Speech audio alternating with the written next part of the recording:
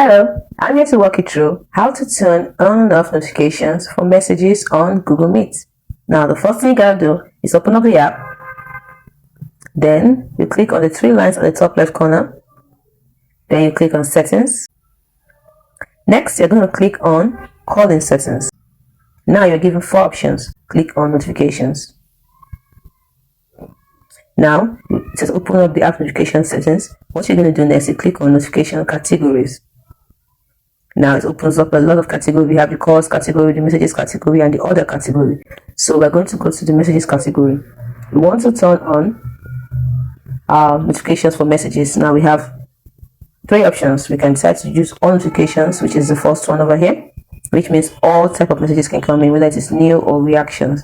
Now, if you don't want all notifications, but you want a specific one, for example, you want only new messages to be notified about new messages, you turn it on here, like this. Now, we also have the second option, which is message reaction. If you want to be notified about reactions on messages that you have, or messages on Zoom, on Meet, then you turn this on.